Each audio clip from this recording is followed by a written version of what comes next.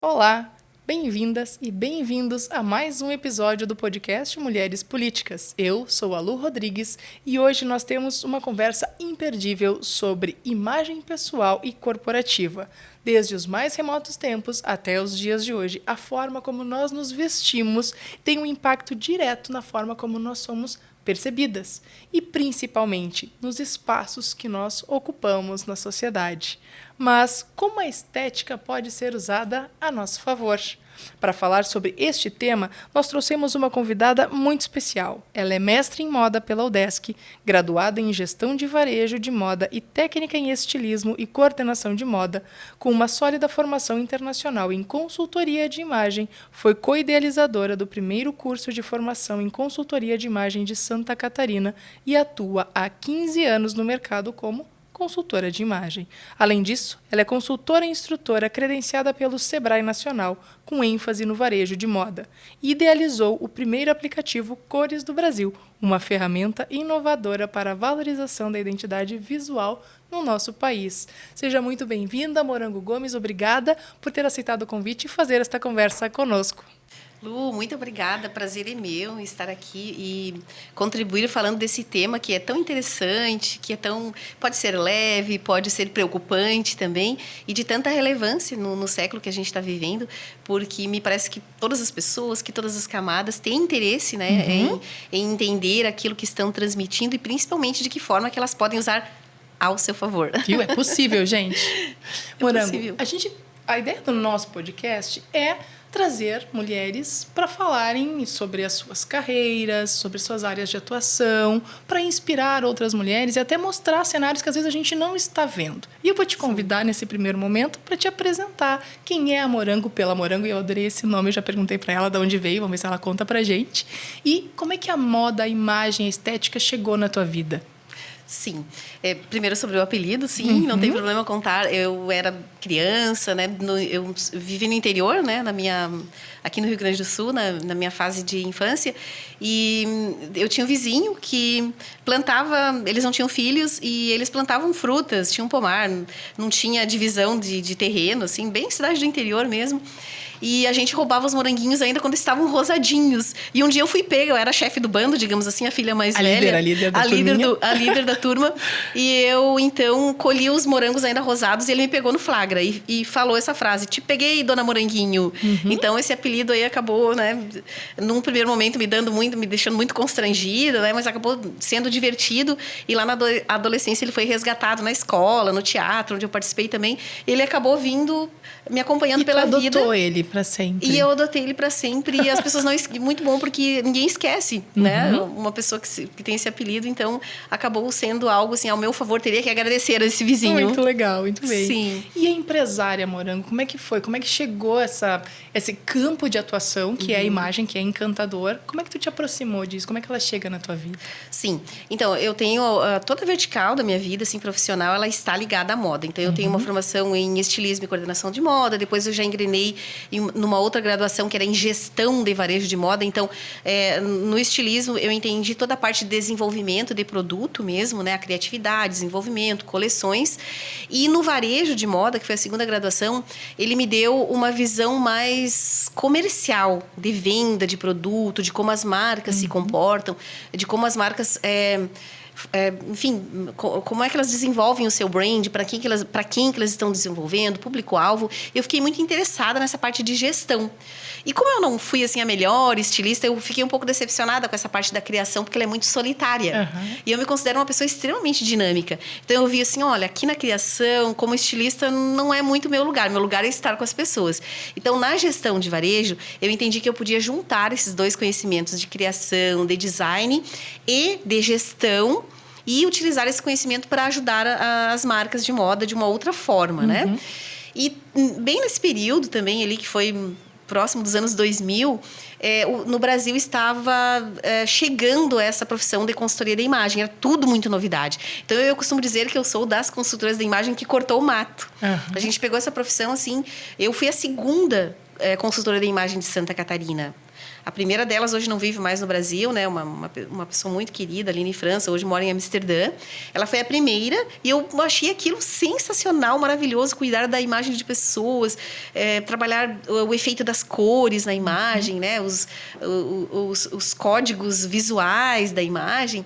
Então, eu fiquei muito encantada e eu fiz uma miscelânea desses conhecimentos. Eu vi que tinha muita potência e tinha algo que estava acontecendo também lá em Florianópolis, e eu acredito que em todo o Brasil, que era a questão da expansão dos shoppings.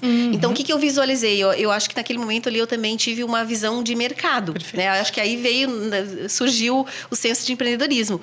Então, eu imaginei, bom, se essa profissão está em ascensão e, por enquanto, ela atende o consumidor final, em algum momento isso vai repercutir na cultura das empresas. Ela chega mais no comunicação individual, pessoal. A imagem começa pessoal. assim. Ela começa assim. Isso. Depois ela vai para a indústria. Depois ela vai para o varejo. Nós, consultoras de imagem, fizemos esse movimento que a gente... Né, vamos falar daqui a pouco mais para frente. Mas é uma história muito linda, assim. Então, ali começou o meu senso de empreendedorismo. Eu já fundei a minha empresa, já acreditei muito nisso. E fui arregaçar as mangas e trabalhar. Muito bem, muito lindo. A gente começar a entrar um pouquinho mais aqui no nosso tema, eu vou pedir a ajuda da Morango para ela nos ajudar a entender como é que funciona esta relação da estética, né, ao longo da história, e que conexões elas fazem, né, com relação às pessoas, a forma como as pessoas se vestem e ao lugar que elas ocupam na sociedade. Porque uma coisa está imbricada na outra, elas não se separam. Nos dá um pouquinho de contexto, assim, a gente consegue olhar isso a partir de onde? A partir lá da Idade Antiga? Como é que vem isso, Morango? Então, muitas pessoas, né, há bem pouco tempo atrás, coisa de 20, 25 anos, quando a gente falava sobre esse assunto, a importância da imagem, do cuidado da imagem, algumas pessoas entendiam isso como algo fútil. Perfeito. Que bobagem, que futilidade. Importa é o conteúdo, importa é a sua capacidade. Porém, se a gente olhar para a história, vamos fazer um pouquinho essa linha de tempo, ao olharmos para a história da humanidade, não é contemporâneo, é muito antigo que os valores da imagem estão presentes nas sociedades. Então, quando a gente olha, por exemplo, lá para as eras até mais primitivas, onde o homem estava descobrindo fogo, utilizando a pedra como ferramenta para cortar os alimentos, para se defender como uma faca ainda primitiva, digamos assim, né? O que acontece? Ali naquelas sociedades já se percebia que aqueles homens ou mulheres que eram corajosos, que caçavam, que tinham coragem, acabavam usando esses elementos de couro, da pele. Então, o animal era comido, né, como alimento, e num segundo momento a pele, os dentes, serviam como ou proteção, no caso das peles, serviam como uma proteção, né, para o frio, para o calor, para os espinhos, tudo era muito rudimentar. E os adornos, então, eram utilizados, e esse ser, né, esse indivíduo acabava sendo percebido como alguém corajoso, como um líder, e ali então a gente começa a entender os códigos visuais da liderança, porque tem muitas telas, como se tinha fotografia, né, foi surgir muito mais para frente, a gente percebe nas telas dos artistas esse líder, esse ser, já nas eras primitivas, com esses adornos, e no entorno dele as outras coisas aconteciam. A pessoa cuidando da pele, no caso mastigando, né, com a saliva para amaciar esse couro, e ele numa posição de liderança. Por quê? Porque ele caçou, ele trouxe isso para ele. Então, os códigos visuais de liderança já estavam lá nessas sociedades. Quando a gente caminha um pouquinho mais para frente, na Idade Média, isso é muito claro. Porque tinha, inclusive, a divisão de classes era visual. Perfeito. Né? Os camponeses, eles usavam roupas extremamente rústicas, linho, algodão, né? Então era terroso, porque eles estavam muito em contato com a terra, né? Na Europa a higiene era extremamente precária, então as roupas também tinha ausência de cor, era tudo muito cru, né? O algodão cru, tudo se parecia muito com a terra. E os nobres, o clero tinha acesso à roupa colorida, inclusive existiam cores que eram para a igreja, cores que eram para a nobreza. Já havia uma estratificação por cor. Existia uma distinção social por meio da imagem. Quando a gente olha para as telas, né, dos pintores que pintaram essa época, é muito claro isso. Inclusive as regras, né, de quem podia utilizar. Então, nessa sociedade ali medieval era muito claro. E a gente vai se encaminhando ali para o Renascimento, para o Iluminismo, onde já há ali um acesso, e também houve a situação dos burgueses, que começou a ter um certo poder aquisitivo, a viajar. E aí, então, ali em meados do século XII para o século XIII, o que a gente visualiza? A gente visualiza uma situação de os burgueses que já tinham poder aquisitivo imitar, se parecer, e aí a gente começa a trabalhar a questão do pertencimento, que não é diferente do contemporâneo, onde esses burgueses imitavam os nobres na vestimenta, no cabelo, nas perucas empoadas, enfim, tudo aquilo que a gente vê nos filmes, dá para ter essa compreensão de que eles imitavam. Os nobres, por consequência, como assim que um burguês está se parecendo conosco? Mudavam a sua estética. E imediatamente os burgueses copiavam. Daí, então, surge a moda como a gente conhece hoje, que é uma imitação, né? Uma pessoa imitando a outra, que são as tendências, né? Então, daí, ali houve uma ruptura. Em meados do século XII para o século XIII, houve essa ruptura de divisão de classes. Ainda não dava para chamar de uma moda democrática, mas houve um acesso maior desse entorno ali da nobreza, né? Dos a relação de poder e a estética estão unidas desde sempre. A estética conta a história da humanidade. É um ponto de vista, né? Da história da humanidade. Perfeito. A gente vinha falando, então, dessas mudanças, né? E no século XX, assim, tem rupturas importantes, né? Então, o que muda? O que vem ali com as guerras, com o movimento da juventude? O que mais? Quais são os elementos que vêm? Que rupturas são essas que a gente pode sentir? Nossa, o século XX, assim, ele é um mar, né, principal, e também de protagonismo das mulheres, né? Então, ali importante. O século XX, a mulher, por muito tempo na história, foi negado a ela o protagonismo, né? Então, ali na Revolução Industrial já se tem, né, algum movimento das mulheres trabalhando em fábricas. Houve ali também a disponibilidade de uma certa escala das roupas. Então, a roupa com melhor qualidade chegam nas pessoas, a mulher já trabalhando, operando máquinas. Então, ali a mulher já começa a protagonizar. Agora, o século XX, ele é um marco muito importante. Por quê? O que acontece no século XX? As guerras, né? Que a gente tem ali como algo relevante. O que acontece na guerra? Os irmãos, os pais e os maridos morrem nas guerras. E aí, quem é que resolve os problemas da sociedade de curar os doentes, de fabricar roupas? As mulheres que não iam para a guerra. Então, ali, no período das guerras e do pós-guerra, a gente vê uma mulher que sai da escuridão, né? E que começa a protagonizar e ter uma função social. Isso foi muito bonito. E, de novo, na identidade visual, isso é bem claro. Ali, durante a guerra, nós tivemos, por exemplo, uma estilista muito importante, que é a Mademoiselle Chanel. O que a Chanel trouxe, né? A gente está vindo ali daquela era de Worth, que era um estilista que produzia as roupas em bonequinhos, mas era uma roupa ainda muito pesada, cheia de camadas, né? Ainda vinha com uma mulher extremamente feminina, mas com uma arquitetura extremamente pesada, que ela não conseguia se mover muito. A mulher não tinha essa liberdade agilizada, muito por consequência das amarras da roupa. O que a Chanel fez? Durante a guerra, uma necessidade, ela deu, digamos assim, a permissão para que a mulher usasse roupas práticas, assim como os homens. Para a mulher praticar o hipismo, né? Andar a cavalo, para usar calças. A Chanel propôs... Para acompanhar esse movimento social. Para acompanhar esse movimento e essa função nova, essa atribuição nova da mulher, que era participar de uma sociedade. Então, a Chanel contribuiu muito, foi uma estilista que contribuiu muito para isso. E logo uma série maravilhosa, né, que fala sobre esse recorte, né? Tem aí uma disponibilidade na internet para quem quiser, né? Filmes. Pouco depois de Chanel, mas eu vou dar uma olhadinha ali e eu coloco o link para vocês. E vou ficar devendo, porque eu passei 2 anos e meio aí em mestrado, eu tô assim meio completamente... Eu não assisti série nenhuma. Mas vou dar uma olhadinha, mas eu acho que é isso, assim, porque conta essa jornada, e é interessante porque ela fala sobre a questão da utilidade, ou seja, da usabilidade, mas ela fala um pouco também sobre o desejo, né? Sim. O desejo de poder participar dessas situações da sociedade, assim. De protagonizar, né? Exatamente. Então, e depois, das guerras ali, a gente teve de novo... Então, a Chanel fez essa ruptura, né, de uma mulher que agora podia atuar com a mesma importância dos homens, né? E há uma coisa importante, assim, que durante guerra, as mulheres, elas se tornaram muito importantes porque elas cuidaram dos doentes e um fator, assim, né, algo que está na história, que elas também utilizavam os restos dos paraquedas utilizados na guerra, era tão carente, escasso, não chegava higiene, não chegava produto de higiene, shampoo, sabonete, algumas mulheres teve surto de parasitas, né, de piolhos, elas tinham que raspar, foi um período assim muito duro para as mulheres, inclusive ter que raspar a cabeça, sabe, produtos de higiene. Então elas utilizavam paraquedas na indústria de roupas para produzir roupas, porque faltou tudo na Europa, nos Estados Unidos, faltou tudo para essa sociedade. Então a mulher foi importante.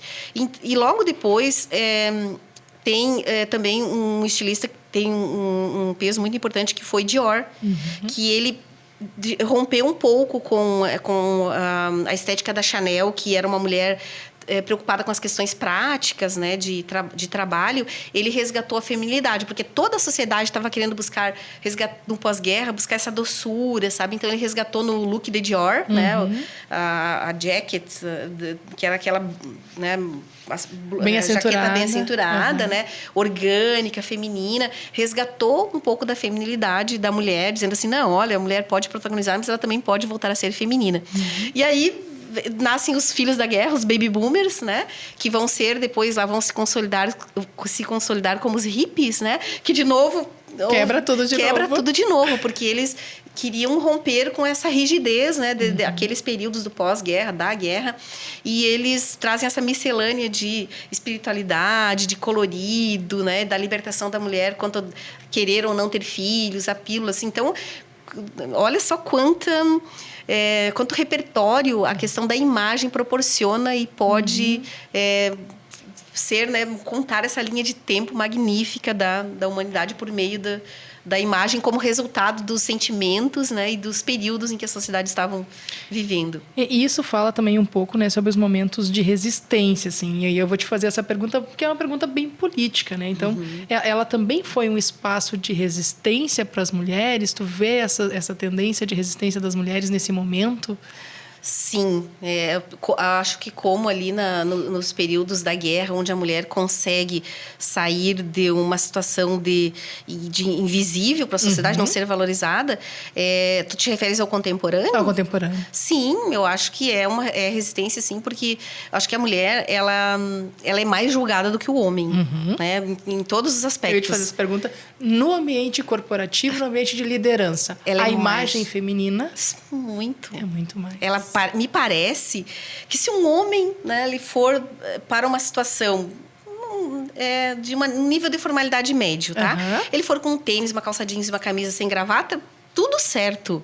Agora, imagine uma mulher ir numa situação dessas de tênis, de camiseta e uma blusa com um pouquinho de decote ou colorida. Teve uma situação agora no Paraná, nas eleições. Perfeito. Tu deve ter ficado sabendo, até nem fui investigar com profundidade, mas que uma candidata foi extremamente julgada por estar inadequada. Então, assim, isso não se sabe se ela é competente, não se ficou sabendo, não se investigou se ela era competente, se ela foi eleita, se ela não foi eleita, mas a questão da inadequação desta mulher foi julgada. Então, eu acho que sim, ela pode ser um ato de resistência, né, uma atitude de resistência para as mulheres, mas, assim, é mais duro para a mulher, né? Porque quando ela se coloca numa situação de embate ou de questionamento, ela vai ser julgada 2 vezes, né? Então, a sociedade... E esse questionamento é o que vem primeiro, né? É o que vem primeiro. Sempre colocado à frente, inclusive da competência da mulher, né? Então, ao mesmo tempo em que as estratégias da imagem podem ajudar, é também um pouquinho ajudá-la a caber dentro, né, do esperado da sociedade sobre ser mulher. É difícil isso, sabe? É bastante conflitante. Muito. É muito conflitante. Nós vamos falar mais na frente, mas existe um lugar onde é possível ser quem você é e usar esse ferramental todo, né, Morango? Eu acho que é para isso, que é para esse lugar que a sociedade está se encaminhando e é para isso que a construída imagem serve também. Porque se a gente olhar assim para o passado também, quando as pessoas dizem, construída imagem quer deixar todo mundo igual. Não. Pelo contrário, quem não conhece essa profissão é que entende dessa forma. É o contrário. A gente olha o nosso papel, como um consultor da imagem sério, é sempre olhar, valorizar a essência de uma pessoa e ver de que forma e que ajustes podem serem feitos para que essa pessoa continue sendo ela mesma. Eu não posso engessar essa pessoa, nem fazer uma transformação. Não é sobre uma transformação, é sobre ajustes. Então, esse trabalho serve justamente para fazer esse ajuste, digamos que um pouco mais confortável. Porque também não é de hoje que a gente precisa ser adequado, não é, Lu? Sempre para isso foram criados o dress code, os códigos éticos. Né? Você não vai a um funeral, por exemplo, vestido de colorido. Nunca foi assim. Sabe? Num batizado com uma roupa preta de uma criança. E às vezes tem uma questão que é a própria coerência, né? Às vezes a gente tem um desejo de percepção, a gente tem um desejo de posicionamento, e a gente viu bastante até agora nas eleições de 2024, havia um interesse, um desejo daquela candidata, daquele candidato, da própria estratégia da campanha, de uma certa percepção. Mas a imagem, o combo, não acompanhava esse processo. Então, faltava coerência nisso. E até para o eleitor assimilar, isso era mais difícil. Então, a imagem, ela vem, assim, de certa forma, a complementar como ferramenta, como bagagem, para que tu também alcance aquilo que tu está desejando comunicar. Ela é uma ferramenta de comunicação muito importante nesse ponto de vista. Assim. A imagem, a gente, né, costuma defender que ela deve ser intencional. Porque aí é importante também que a gente esclareça assim, o que é a essência de uma pessoa, né, o que é a personalidade dela. Todos temos, né? Não tem como separar isso, não tem como negar isso. O que é a essência, a personalidade? Tá ali o teu temperamento, né? Como é que, se você é uma pessoa dinâmica, barulhenta, comunicativa, ou se você é uma pessoa reservada, né? Cujo gestual é todo mais tímido. Então, isso aí, a natureza já nos entrega isso. Você já percebe lá na criança, no teu filho de 2 anos, se ele é mais dinâmico ou ele é mais retraído, não é? Então, tem algo que você precisa ter essa sensibilidade de perceber. Quem é essa pessoa e a essência dela? Outra questão importante de ser considerada, a tua visão de mundo sobre imagem. Todos nós vivemos em sociedades diferentes, em lugares diferentes, cujo aprendizado com a mãe, com a tia, com aquele local, sabe?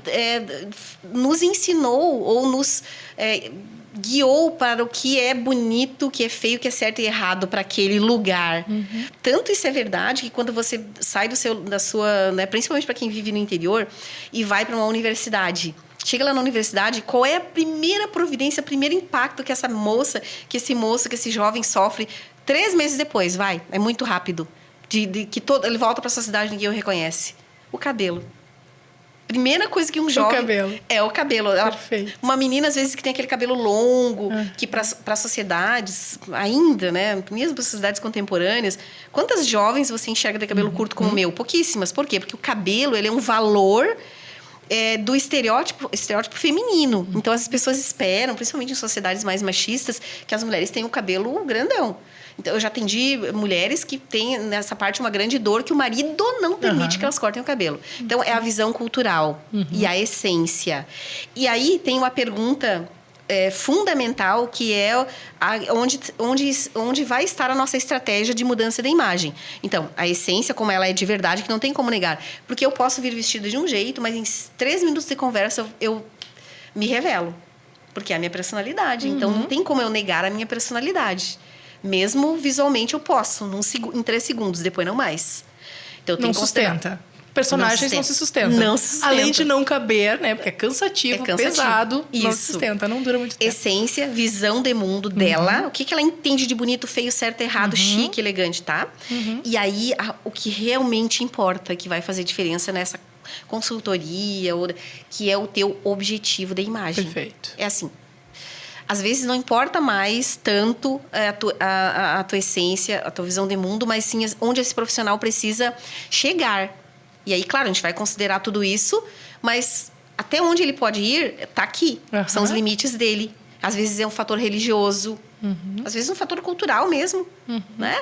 As permissões, eu atendo muito cliente que não se permite a comprar uma roupa de valor agregado maior, porque ele foi acostumado com roupas baratas e ele se sente culpado. Então, quais são os limites dessa pessoa para chegar nessa imagem intencional? Aí, o tanto de resultado que eu vou ter com uma imagem de uma pessoa é o quanto ela está disposta e o quanto a visão de mundo dela é muito filosófico. Permite que ela chegue. Às vezes, ela não vai chegar a 100%. Não vai. porque ela não se permite. E tem uma coisa, essa questão da intenção é interessante, né? Porque quantas vezes a gente acorda e pega a primeira coisa que veio no guarda-roupa? Peguei essa aqui, tô legal. Eu não pensei no meu dia, não pensei quais são as reuniões que eu vou estar, com quem eu vou falar, quais situações eu vou enfrentar e que talvez eu pudesse usar estes meus elementos visuais de forma estratégica, com intenção. É um pouco isso, né, que a gente está falando. Então, a partir do momento que a gente sabe que existe esse ferramental, que existem essas possibilidades de comunicar o meu objetivo, da forma como eu desejo, né, me posicionar, a gente pode pensar o seu dia e planejar o seu dia. Existe técnica para isso, né? Todas as técnicas. Perfeito. A gente parou a conversa porque ela foi para um lugar muito bacana, mas como é que nasceu essa profissão? Como é que surgiu essa profissão, né? A gente parou, a gente ficou falando dos hips ali e tal, mas como é que nasceu essa profissão, Morango? Muito bem. Então, a gente parou ali nos hippies. Depois veio ali a década de 80, que é uma década muito linda, onde surgiram as tribos urbanas. Okay. Aí não eram mais só os hippies. Surgiram os punks, os clubbers, os rockers, enfim. Tinha ali... algo muito importante também, voltando um pouquinho ali, os baby boomers, né, que eram os filhos da guerra, são reconhecidos. Tem até um vídeo que é bem conhecido do Box, daquela agência Box... 1824, chamado Todos Queremos Ser Jovens. Tem a versão em inglês e a versão em português. Todos Queremos Ser Jovens. Eles contam direitinho essa questão, né, geracional que acontece... Que a gente fala muito hoje em jovem, o jovem inspira, né? O jovem é que inspira a moda. Mas, assim, o jovem, ele não foi reconhecido na sociedade sempre. Se a gente olhar para fotos de crianças dos anos 50, 40, as crianças eram assim, ó... se comportavam como adultos. E as roupas de criança não eram roupas de criança, eram crianças. Chega a ser chocante e muito triste ver aquelas criancinhas naquelas fotos preto e branco, vestidinhas de adulto e sentadinhas como adultos. Qual foi a primeira geração de jovem? Onde é que o mundo entendeu que o jovem era importante, ele devia também ser um protagonista? Os filhos da guerra, que trouxeram toda essa questão de ser jovem, que tiveram a chave do quarto, que podiam sair de casa, que o jovem podia se expressar com o sentimento dele, que ele podia... arriscar tudo porque ele era jovem. Então, foram os baby boomers, né? E a partir daí, então, vem outras tribos, chamadas tribos urbanas, rock, punk e tudo mais. Não vamos entrar no mérito, né, de cada um, porque teremos que ter 2 programas.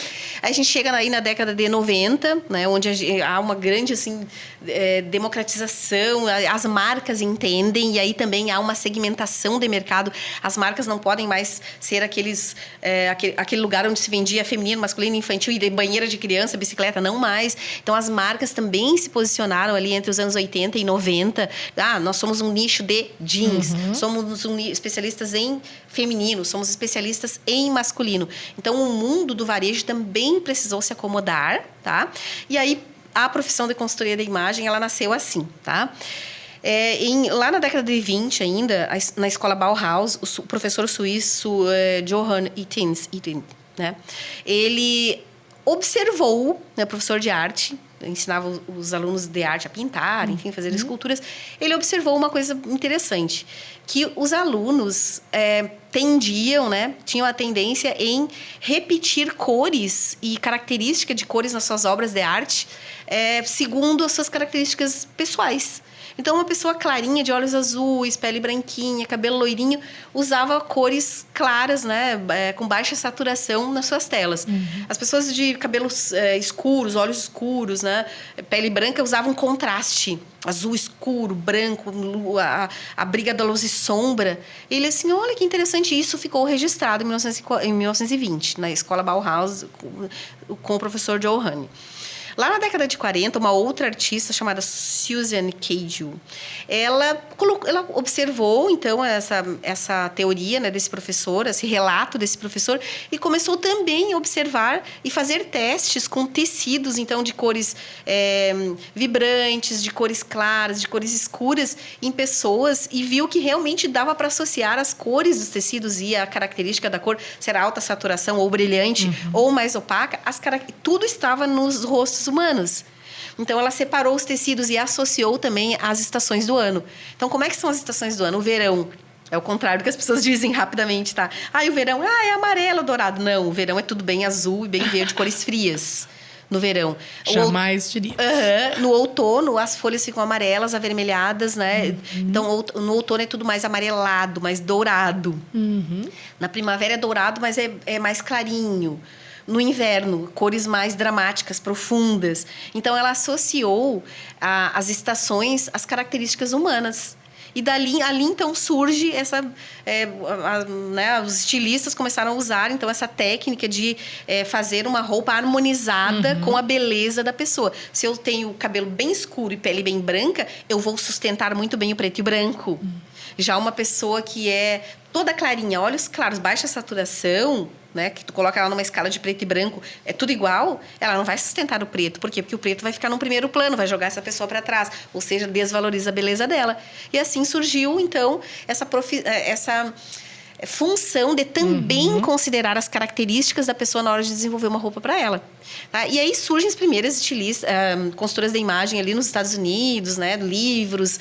Surge também o conceito dos estilos, que foi, na verdade, os estilos nada mais é do que um mapeamento do comportamento, das diferenças de comportamentos das diferentes pessoas na sociedade e que levam a uma determinada estética. Por exemplo, uma pessoa rápida, ágil, muito prática, ela não vai sustentar uma roupa que exige dela cruzar a perna, segurar a bolsa assim. Então, ela vai ser uma pessoa que vai escolher o quê? O jeans, a camiseta, uma roupa prática e uma bolsa transversal, uma crossbody, né? Porque permite ela essa agilidade. Então, ela é uma pessoa esportiva. Uma mulher toda refinada, elegante, que tem, né, sustenta esse olhar para cima. Então, ela vai escolher roupas que valorizem essa postura dela, né? Uma arquitetura, uma roupa com mais alfaiataria, né? Com linhas mais retas. Então, surge o estilo mais clássico, né? Enfim, e dessa forma, então, surgem 7 estilos, que é a identificação de 7 grupos de pessoas e 7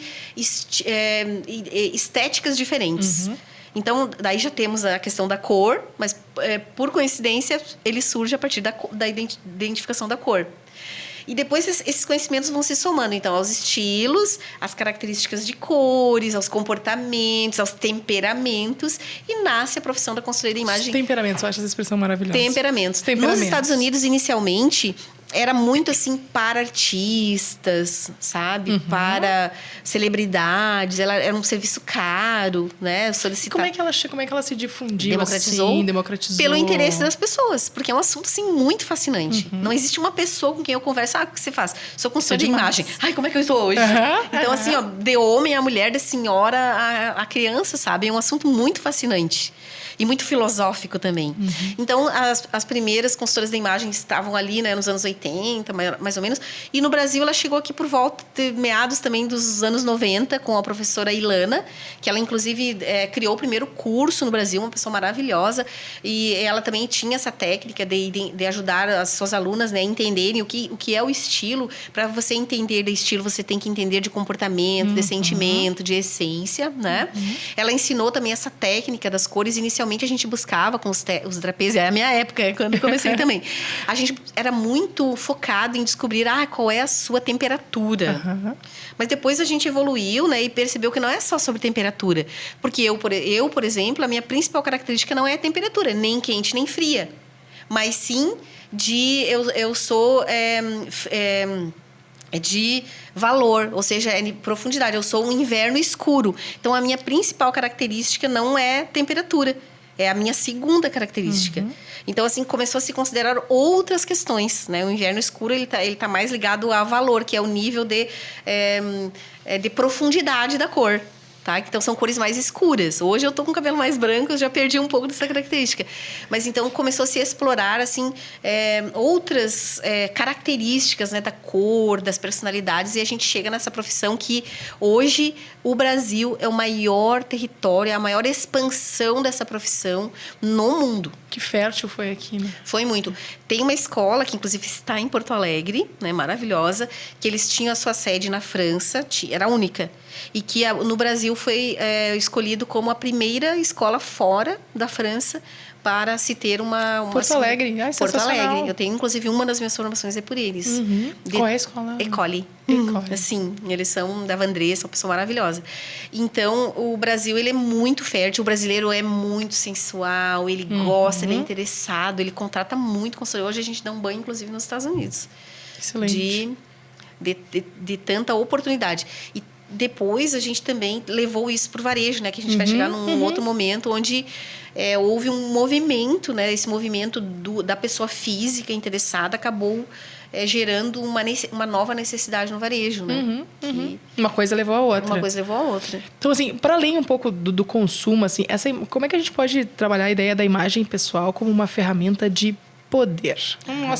Nosso programa que ele se propõe a falar com mulheres que estão nas esferas de poder, que desejam estar nas esferas de poder. Então, como é que a gente pode trabalhar a questão da estética, da imagem, para essa função de liderança? Que tipo de ferramenta a gente pode aproveitar desse olhar? Então, o que acontece hoje na sociedade sobre as questões estéticas, tá? As lojas, a gente sai daqui, a gente encontra uma diversidade de lojas, de marcas, com estilos completamente diferentes, tá? E o que acontece com o consumidor? Ele é um consumidor, né? Então, ele sente a necessidade de ir numa festa, de ir para o trabalho, do lazer, de sair para jantar, de confraternizar com os amigos, com a família, tá? O que o consumidor não entende, de fato, é a mensagem que cada roupa ou que cada estética ou linha de design transmite. Se você observar, se eu fizer essa pergunta, sabe, para 90% das pessoas, você sabe o que você está transmitindo agora com a tua imagem. As pessoas não sabem.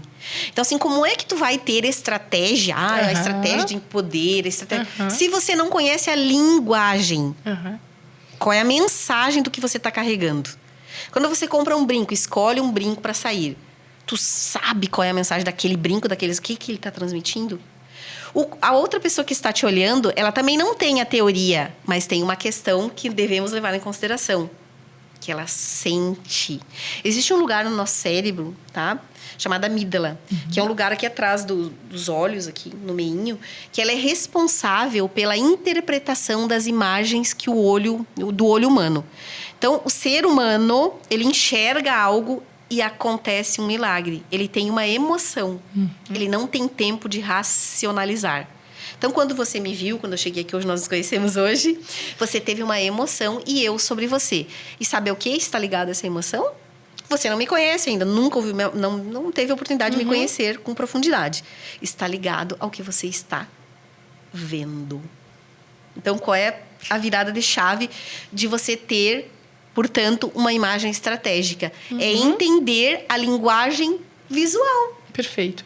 E eu já vou fazer o gancho com uma outra coisa que, assim, no mundo corporativo e na política, a forma como as mulheres se apresentam é muito debatida. A gente já fez uma fala sobre isso e a gente, antes de entrar no ar, a gente estava falando sobre posse do Trump, discurso do Trump e as discussões que se criou em torno da vestimenta da Melanie e as comparações entre as primeiras damas. Como estava a Michelle, como se veste Janja. E isso se acalorou, enfim, é o que está nesse momento sendo debatido, assim, né? As grandes lideranças, elas usam, então, a moda como um elemento estratégico. Como é que a estética pode ser esta aliada no posicionamento? Muito boa pergunta. Eu sabia que essa pergunta viria um dia depois, né, da posse do novo presidente.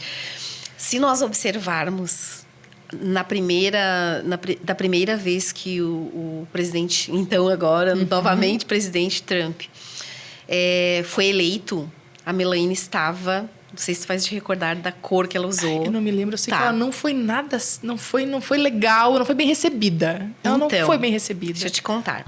Da primeira vez, se você for fazer a pesquisa na internet, na primeira eleição, ela foi de roupa clara e o azul Tiffany. Com uma roupa bem orgânica. O que são linhas orgânicas? Linhas arredondadas, com camadas. Pois bem, isso é extremamente estratégico. Não existe ingenuidade, nem nada disso, tá?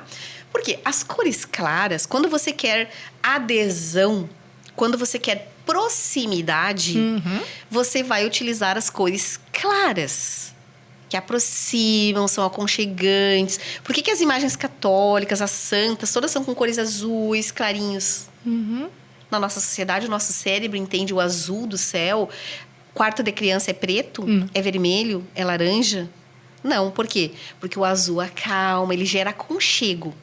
Então, a primeira-dama, da primeira vez, era a primeira vez, estavam precisando de adesão, porque eles foram eleitos, mas teve uma grande camada que também não os elegeu. Então, eles precisavam gerar o quê? proximidade, confiança, eles estavam conquistando o seu espaço. Então, ela foi de roupas claras e linhas orgânicas. Linhas orgânicas é tudo aquilo que mais fluido, que imita a natureza. Uhum. Então, a árvore não faz uma folha quadrada, ela faz uma folha toda... Parecem que são todas iguais, uma folha de laranjeira, mas se tu for olhar no detalhe, uma diferente da outra. Tá? Então, o orgânico, ele aproxima e as cores claras aproximam e geram aconchego. Olha qual foi o look dela ontem. Ela tava de preto e branco. Preto! Aquele chapéu assim, ó. Tô fechando meu olho.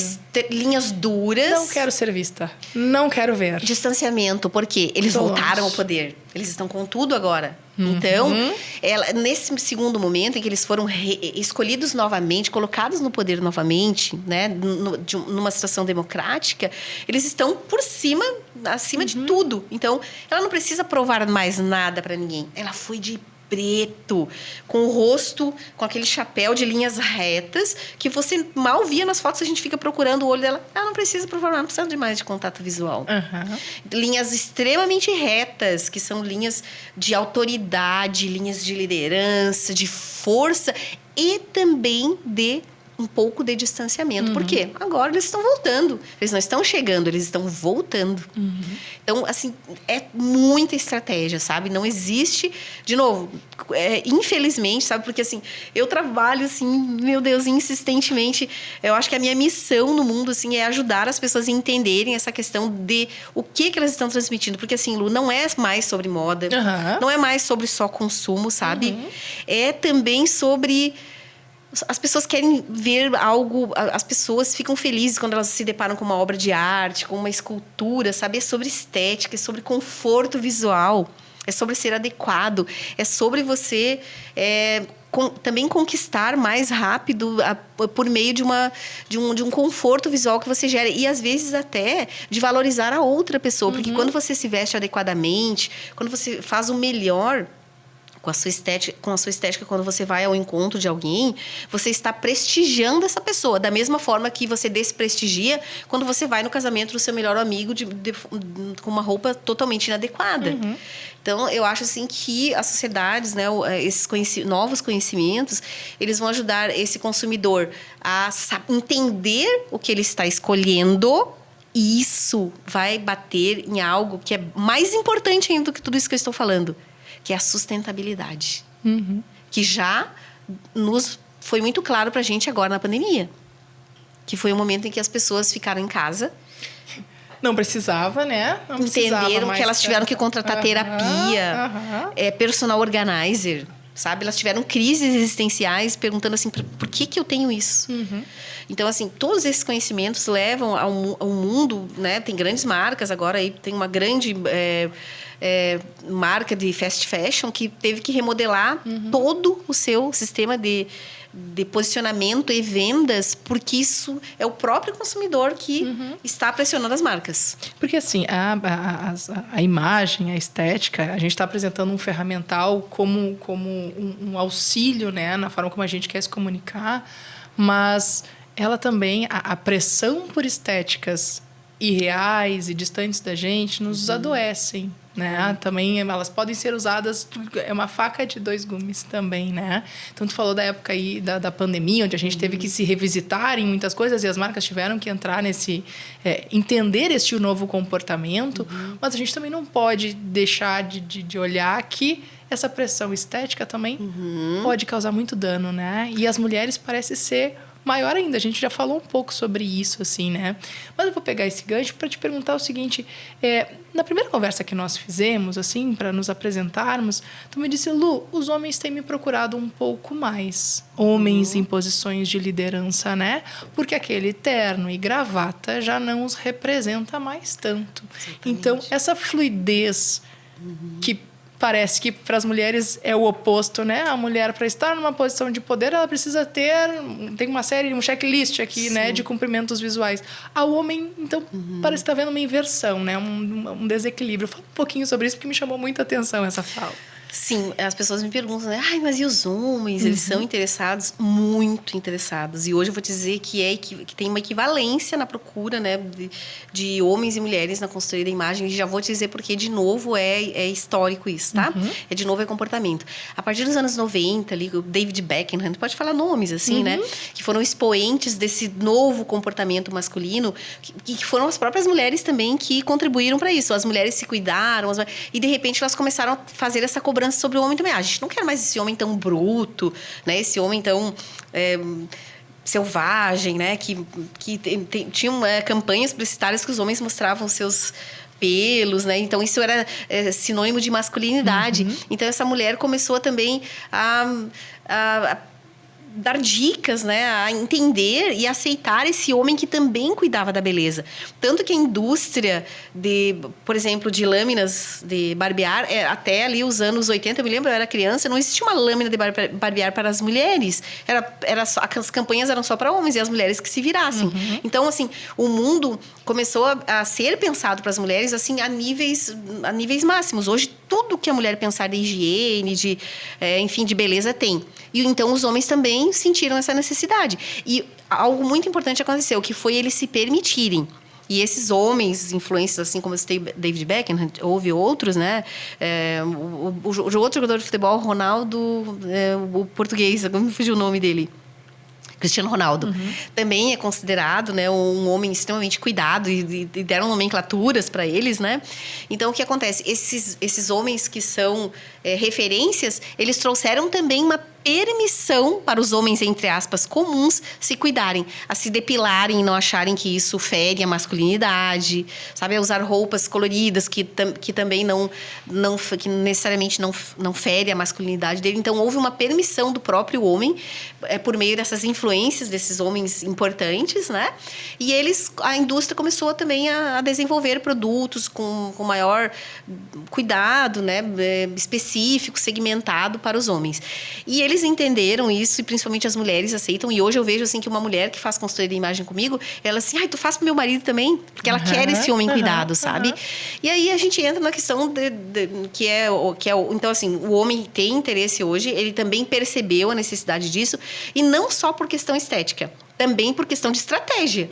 Hoje, homens políticos que me procuram, eles têm tem a pesquisa que é feita anteriormente, né? Que você conhece, né? Institutos de pesquisa. E, às vezes, nas pesquisas aparecem que é a imagem dele que está contando negativamente. Então, o que precisa entrar ali? Uma estratégia de imagem que vá sanar ali aquele problema dele de aceitação ou de um estranhamento sobre a imagem dele. Sabe que às vezes pode ser um corte de cabelo, às vezes pode levar para uma comunicação visual que não é intencional do partido. É muito comum isso. Sabe, ser feita uma pesquisa de mercado e ser apontado, né, já chegou a mim, casos de que o problema é de uma não aceitação, de um estranhamento, de se parecer com tais coisas. E aí, com atributos que não eram atributos de campanha. Que não eram atributos de campanha, e tampouco era intencional. E tem um outro elemento aqui que é o seguinte, né? A gente fala cada vez, né, mais nas discussões, a questão da credibilidade, da correlação com o seu eu, com o seu propósito. E quando a gente via os candidatos, era todo mundo meio igual, né? E a marca existe para diferenciação. Aí tá lá o cara de camisa azul claro, remangada, uma calça jeans, né? Então, essa busca também por essa ajuda de imagem, talvez seja um pouco de conexão de, cadê a minha percepção real, né? Quem sou eu de verdade? O que eu quero comunicar? Onde é que está o candidato pelo candidato? E não só a embalagem. As redes sociais, elas dão uma acelerada um pouco nisso, né? Que é mostrar o teu dia a dia, o teu cotidiano, a tua relação, a vida real. Na vida real, tu também tem que ser real. Então, talvez essa ajuda, ela venha... talvez não, ela vem também para auxiliar esse tipo de comunicação mais adequada à identidade real, né? Dessa função. Exatamente. Embora tenha umas que eu acho divertidíssimo, né? Que é as meias coloridas nas reuniões. Agora tá uma onda das meias coloridas. Reuniões formais e os políticos, né? Mostrando, olha... Houve uma foto bem recente, né? Recente agora também, do Alckmin e do Eduardo Leite. Sim. E o Lula repercutiu. já usou. Teve momentos onde se usou também este elemento que é uma quebra, né? Daquele protocolo, daquele formalismo, aquela estética que se espera para aquele ambiente, assim, né? Houve uma flexibilização por meio desses novos conceitos, né? Dessas permissões que eu te falei, que foi ali, né? Nos anos 80, 90. Então, para não perder o fio da meada, o que acontece, se você der um Google lá no Congresso Nacional, ali nos anos 80, 90, você der um Google, Congresso Nacional, irá aparecer assim, todo o Congresso de preto. É curiosíssimo isso. Quando você vai, assim, anos 90, você já vê que tem ali uma pequena mudança. Nos anos 2000, é tudo azul. Então, por que isso? Sabe? Vamos começar a questionar. Porque houve esses novos conhecimentos começaram assim, preto, ele é formal, sim. Se você me perguntar, Morango, mas, enfim, o preto é o vilão agora? Não, ele não é vilão. Mas ele tem uma mensagem. O preto, ele gera autoridade, seriedade, até demais. E também distanciamento e, às vezes, até uma certa arrogância. O que se viu ontem da Melanie foi uma questão, assim, nossa, um empoderamento a níveis estratosféricos. Mas ele distancia. É isso que você quer? Não, o político não quer distanciamento, ele quer proximidade. Então, essas linguagens foram compreendidas e não por acaso foi bem nesse período onde esses conhecimentos, como eu te falei ali, né? Começou a chegar no Brasil, né? Começou a ficar mais democrático esses conhecimentos sobre linguagem visual associada à imagem pessoal. Então, não é coincidência. E houve, sim, uma flexibilização. Então, hoje se entende que, sim, é possível você transmitir comprometimento, seriedade, autoridade, tendo, sim, um senso de um pouco de humor, sabe? Principalmente quando o político ou esse empresário, ele já é consolidado na sua carreira. Não há problema, sabe? Eu acho que é uma forma de gerar proximidade dentro da autoridade, sabe? Então, o que se vê hoje, poxa, mas era uma situação formal. Mas é uma forma de até desconectar com as novas gerações, que são os futuros eleitores, sabe? Então, o que se vê, assim, são essas estratégias de imagem, de intencionalidade. E eu fico muito feliz com isso, de fatos efetivamente sendo utilizadas. E é isso. E aí, quando você fala ali, né, como é que o político trabalha, essa questão dele ser ele lá, político, lá no plenário, e ele ser real na live, quando ele está em casa com a família. Então, o que eu poderia dizer sobre isso?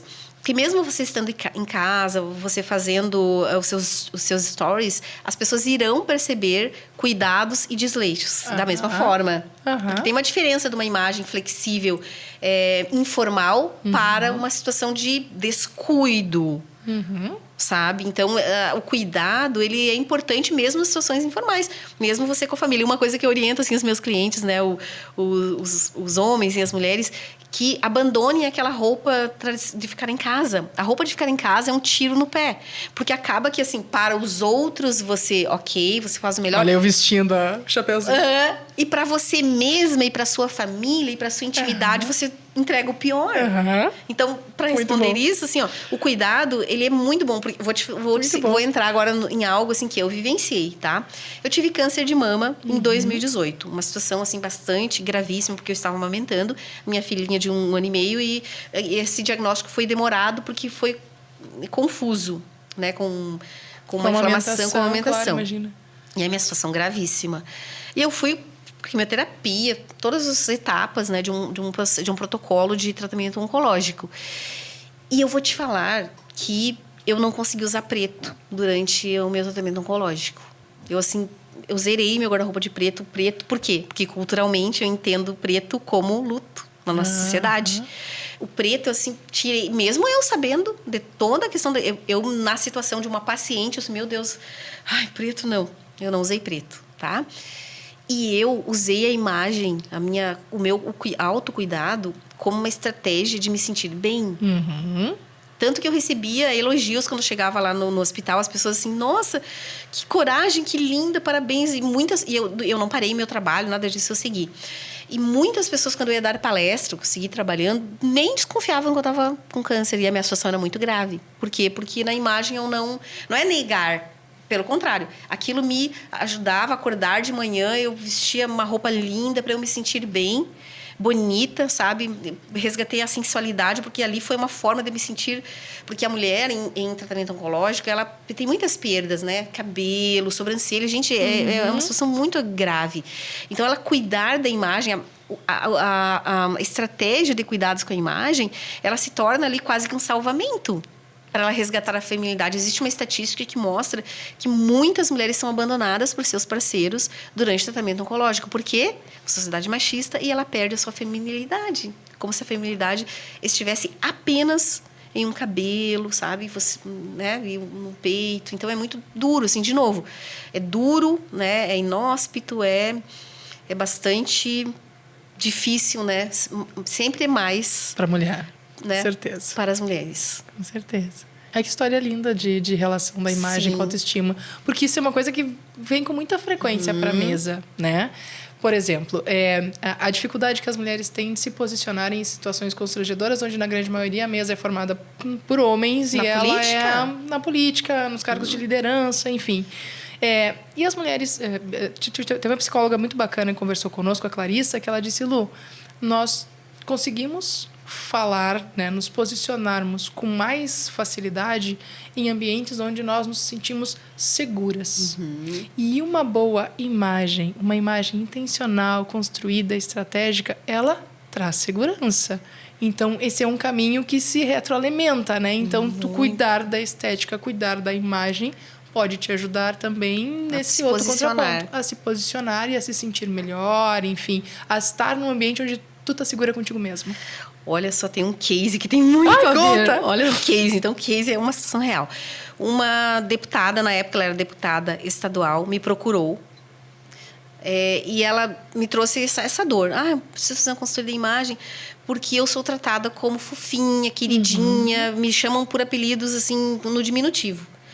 Quando eu olhei para ela, eu já detectei imediatamente qual era o problema dela. Então, ela naturalmente ela tem o cabelo mais escuro e a pele branquinha. Então, ela tem alto contraste. Pessoas que têm cabelo escuro e a pele branca, elas já têm uma força no rosto. Que é aquela briga de luz e sombra. É uma força. E ela fez luzes, descoloriu o cabelo. Então, aquela força que ela tinha, ela minimizou. Então, a pele dela clarinha, quando ela baixou, a gente trabalha, isso a gente chama na consultoria de imagem de contraste. Aí são as questões técnicas, né? Ela baixou o contraste dela, ou seja, ela aproximou a cor da pele da cor do cabelo. A força que ela tinha daquele cabelo mais escuro, ela perdeu. Então, ela se tornou uma mulher delicada. E lá, os homens, então... Naquele ambiente, ela estava falando, eles interrompiam, cruzavam a frente dela e ela não é essa mulher amiguinha, ela é uma mulher muito empoderada. Depois ela está no federal agora, enfim, uma história linda. E aí a gente, né, eu e a minha irmã, que era visagista, conversamos com ela assim, olha, vamos lá.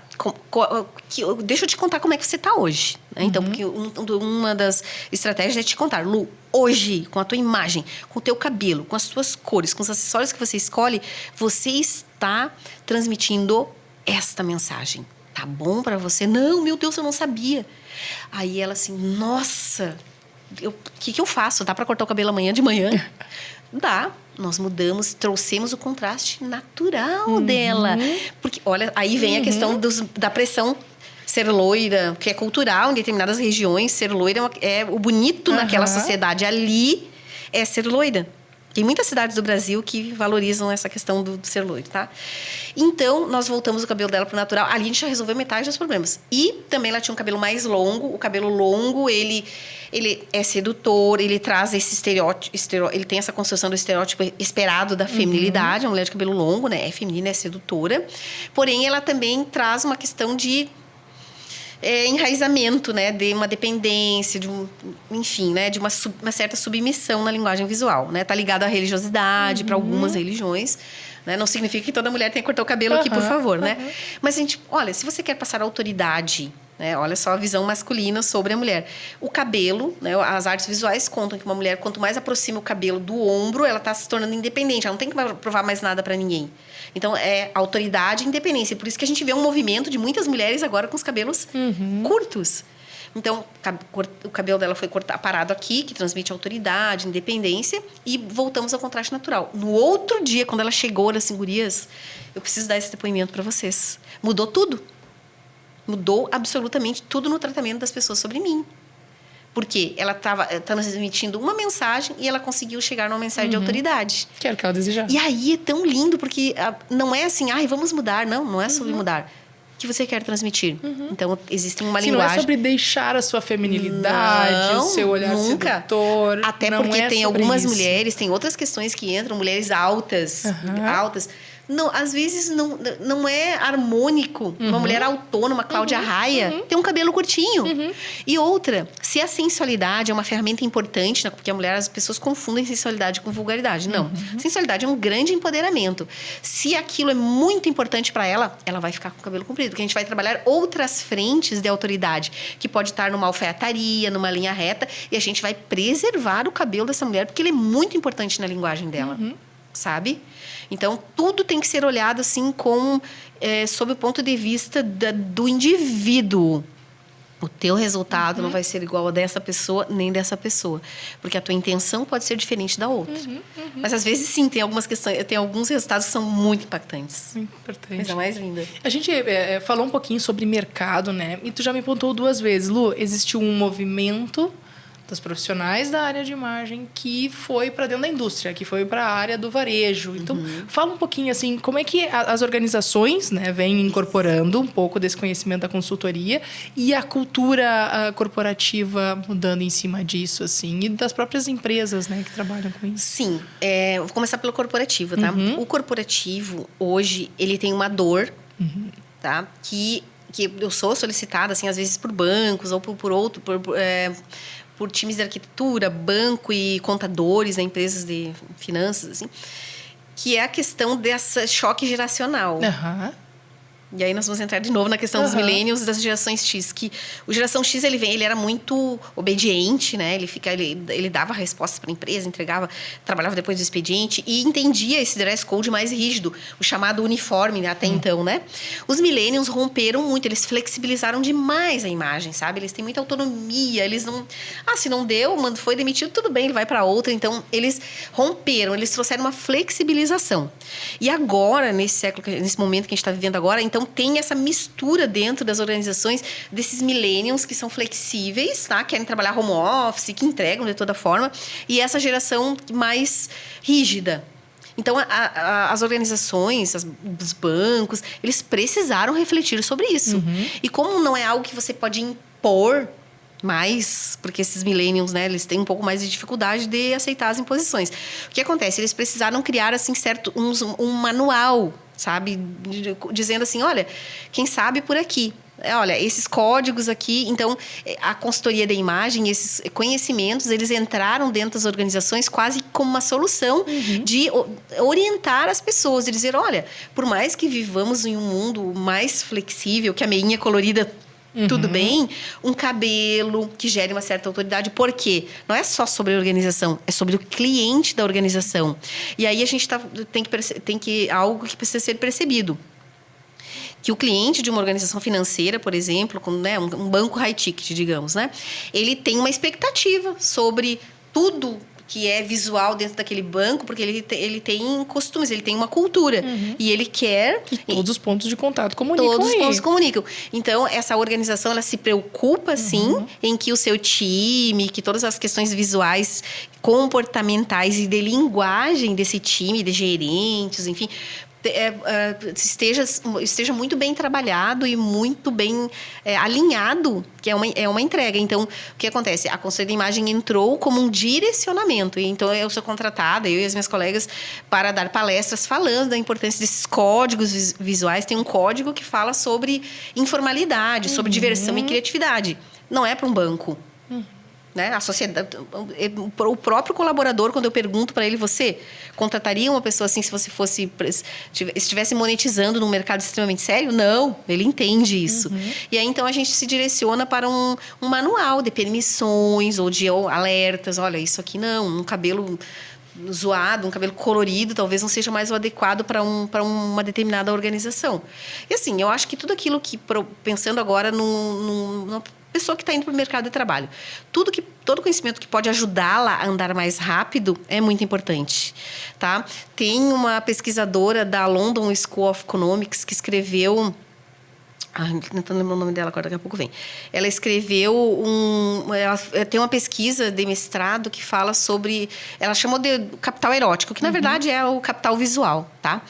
Catherine Hacking. A Catherine Hacking fez uma pesquisa científica falando do quanto a imagem pessoal pode ser uma ferramenta que te projeta ou que fecha portas para você. Então, tudo que tu quiser conquistar, se você utilizar a ferramenta da imagem, tu anda mais rápido. Por que não utilizar isso, se é ao teu favor? Por que você vai ficar nadando contra a maré? Tudo bem, se você é um artista, se você é disruptivo e o teu mercado te aceita assim, se você é um DJ, tá tudo certo. Agora, determinadas profissões vão exigir de você, sim, essa remodelagem. E aí é uma questão de você fazer escolhas, sabe? Então, assim, a gente chegou nesse momento de o corporativo não entender isso mais como fútil, porque não é ingênuo, é porque o seu cliente está exigindo isso, tá? E no varejo, nas marcas, tá? Que foi a sua segunda pergunta. Também, um consumidor, né, um país como o Brasil, que aderiu a esse conhecimento, ele está aí na internet, tem muitas consultoras de imagem falando sobre isso, falando dentro das organizações. Ela produziu um movimento diferente nas marcas, porque esse consumidor, tu imagina que você é uma marca de moda e o teu consumidor chega agora com círculo cromático, porque ele fez o teste de cores. O vendedor sabe lidar com esse círculo cromático? Ele sabe fazer uma composição, ele vai entender que... o que eu posso combinar com essa blusa verde? Tem 3 composições que você pode fazer harmônicas. Vem cá. Ele sabe usar o círculo, a carteira de cores? Não sabe. O cliente chega com um dossiê. Na minha intencionalidade, no meu objetivo de imagem, está ser uma mulher elegante com um pouco de sofisticado. O vendedor sabe o que é uma linguagem das peças que estão ali, que ele está vendendo, ofertando. Ele sabe selecionar qual é o grupo de peças que é elegante, que é do estilo natural, que é minimalista, que é criativo. Se o vendedor não sabe, ele não vende. Então, assim, não é natural que o consumidor, de repente, saiba mais do que o time da loja. Então, as lojas sentiram essa pressão. E aí, quando eu cortei o mato lá nos anos 2000, hoje eu não preciso mais. Porque hoje é natural que as empresas de varejo chamem um consultor de imagem para dar um treinamento para eles saberem manipular um círculo cromático, saber fazer composições, saber fazer a decupagem de estilos e quantas composições você pode fazer com uma mesma peça. Se tornou algo necessário. Daí surgem as plataformas. Eu mesmo fundei uma startup, né, com produtos que ajudam, porque a tendência é de que esses conhecimentos que hoje ainda são bastante analógicos, hoje eu tenho que ser contratada, eu tenho que ir lá ou estar ali numa live, que tudo isso seja modelado na inteligência artificial. Então, qual é a dificuldade hoje das plataformas, dos e-commerces, né? O meu mestrado foi com foco em personalizar o e-commerce. Os e-commerces de moda hoje, eles convertem pouco. 1,60 e pouco, 65, máximo 2. Por quê? Porque as pessoas visitam o e-commerce e o e-commerce ele é uma enxurrada de produto. Ele te oferece produto, mas ele não te ajuda a falar sobre aquilo. São poucas experiências que você pode experimentar. E aí, na moda, estou falando na moda, porque outros produtos tecnológicos, cosméticos, a gente compra. Agora, na moda, a gente ainda precisa do sensorial. A gente precisa provar, sentir a modelagem. Então, assim, existe um gap, uma carência desse conhecimento modelado na inteligência artificial para subir essa conversão do varejo, sabe? Mas a loja física, ela tem um cenário maravilhoso. Esse conhecimento ele pode ser uma grande experiência para o consumidor e converter em vendas. Perfeito. Então, ele chegou assim quebrando tudo, né? Porque eu estou muito feliz em enxergar todo esse cenário, né, de possibilidades. Você acompanhou todo esse movimento, todo esse movimento. E agora eu tô na IA. Agora tá na IA. Essa conversa tá maravilhosa, ela tá incrível. A gente tá se encaminhando pro finalzinho.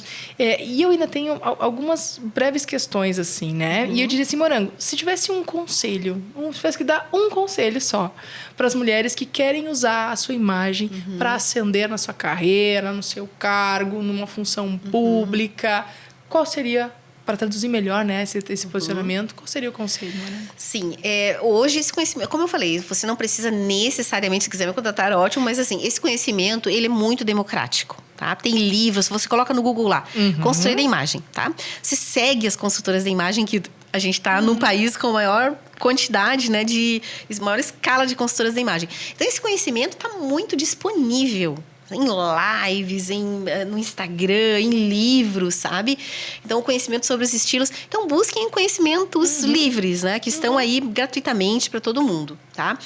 Também procurem fazer essas perguntas. Em quem eu sou? Poxa vida, qual é a minha jornada? Qual é a minha visão de mundo sobre mim mesma? Como é que... Porque eu vi que uma das grandes dificuldades das pessoas, e aí sobre homens e sobre mulheres, é quando eu faço essa pergunta. Como é que você se vê? As pessoas, eu sou... Não é sobre o que eu sou. Como é que você se vê? E aí é um momento, assim, filosófico terapêutico, porque muitas pessoas até choram, assim, nossa, Morango, eu mudei muito, eu fui muito reprimida, eu fui muito tolhida. O meu pai me tolhia. As roupas, a minha roupa curta, justa, colorida, estranha. A gente precisa resgatar, às vezes, a essência dessa mulher que está escondida, ou desse homem. Então, assim, quem você é, qual foi o seu aprendizado, o que você deixou para trás que era importante? E aí, a segunda pergunta é assim, o que eu quero transmitir para as pessoas? E tentar, com todos esses conhecimentos que estão disponíveis, fazer um alinhamento, tentar entender o que é uma roupa que transmite seriedade, né? Que posso falar aqui, né? São as alfaiatarias, as linhas retas, as cores mais neutras. Por quê? Não é por acaso. É porque a roupa colorida, de estampa, ela produz um barulho, uma distração no olhar humano. Então, o que acontece? Ao se distrair, tu perde o foco da pessoa, do que a pessoa está falando. Então, por que todo mundo tem que se vestir de neutro? Não tem. Mas, assim, você vai perder em foco do que a roupa está protagonizando. Uma roupa brilhosa, pode de dia? Pode o que você quiser.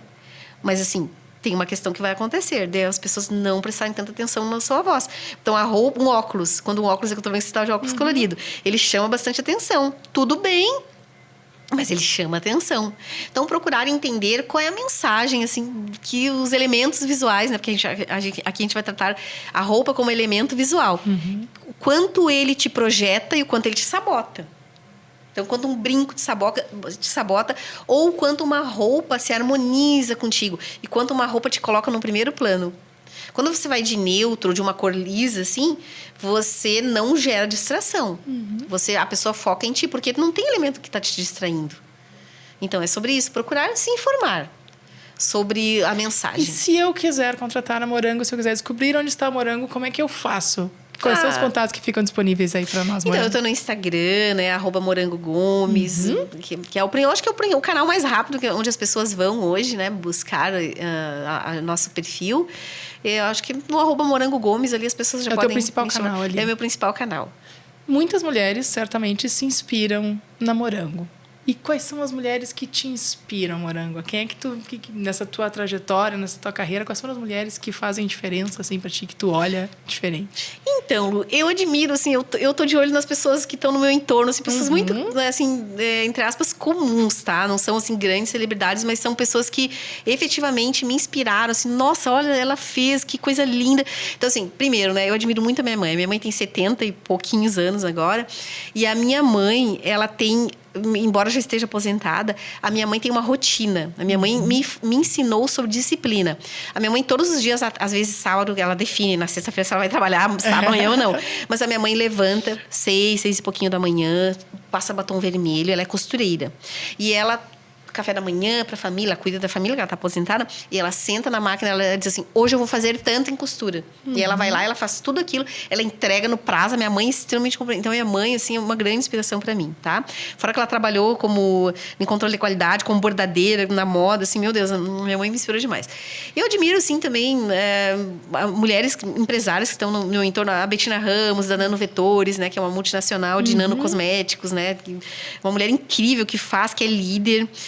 Eu admiro, nossa, muitas mulheres, assim, entre aspas, que não são tão conhecidas da grande mídia, mas, por exemplo, de uma mulher de destaque, assim, que eu admiro muito, porque ela realmente tem a empresa dela, monetiza e consegue ajudar outras mulheres, é a Luísa Trajano.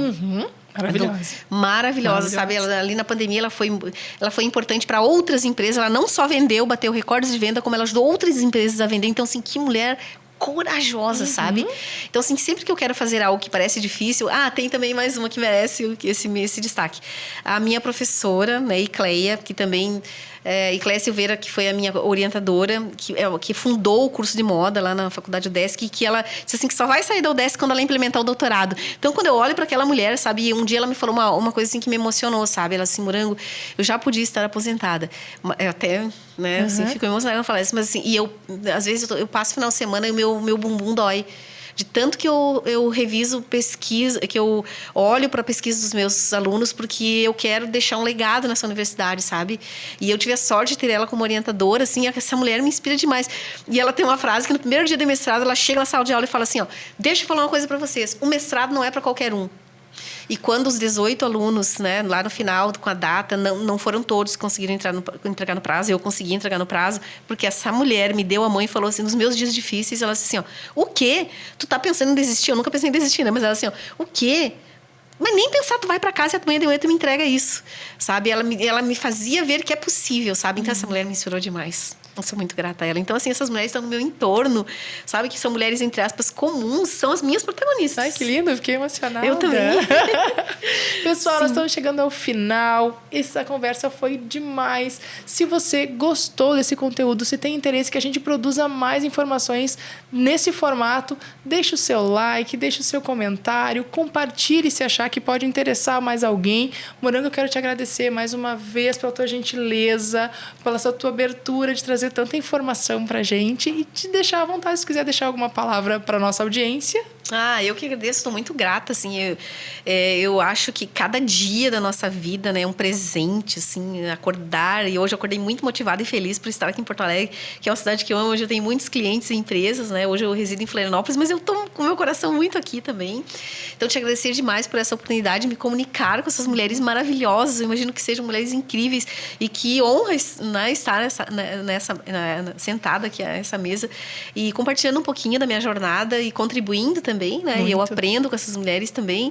E a gente, né, tá nesse planeta para contribuir e para viver cada dia e ter gratidão por tudo, por todo o aprendizado. Porque a vida, no final das contas, é sobre o que a gente deixa delegado e sobre tudo que a gente aprendeu, né? Você foi muito generosa. Então, é sobre isso. Eu sempre termino. Muito obrigada.